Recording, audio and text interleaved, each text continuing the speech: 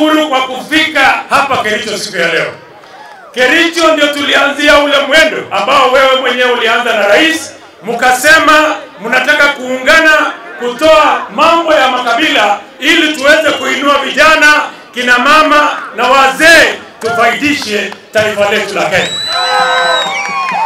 Moses Wetangula, wewe ni mmoja wa viongozi ambao hawadhamini mambo ya kikabila kama wale viongozi wengine wakora kama ule tunamfukuza anaitwa Rigiji.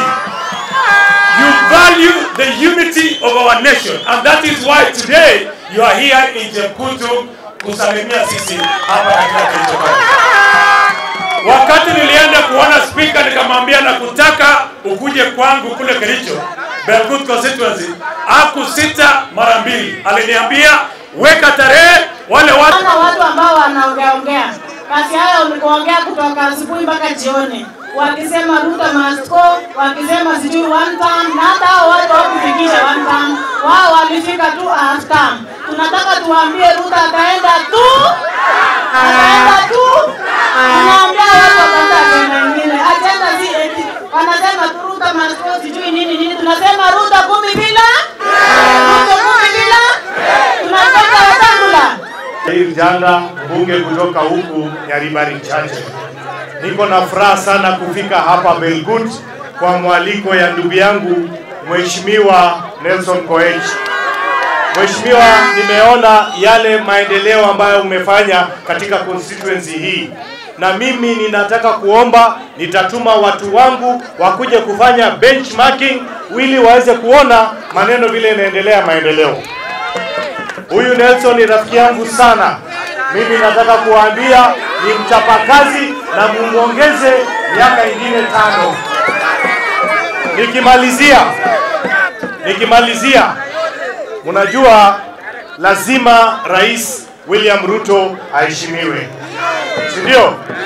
Kwa hivyo mimi ninataka kuwaambia wale watu ambao wanamtusi rais kwamba imefika wakati hatutakubali. Na mkiona amefika hapa Kericho, mudili na hao mundu kumundu.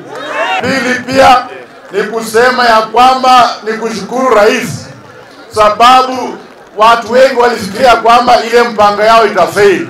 Lakini sasa inafanya kazi na kila kitu inafanya kazi. Tunataka tuambie sasa upinzani pia watuambie agenda yao, sababu one term ambao wanasema haiwezi katengeneza barabara.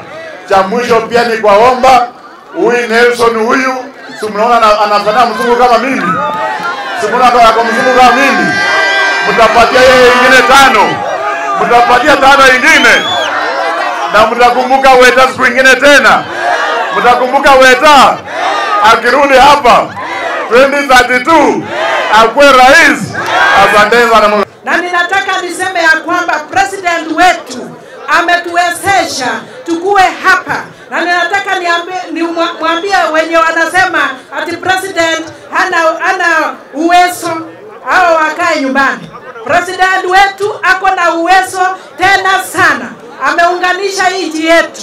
President wetu ako na mpango ile inaitwa the plan. Kwa hivyo we are supporting the plan of the president. Matters education, matters health, matters empowerment and matters agriculture. Kwa hivyo siku ya leo nimefurahi. Nataka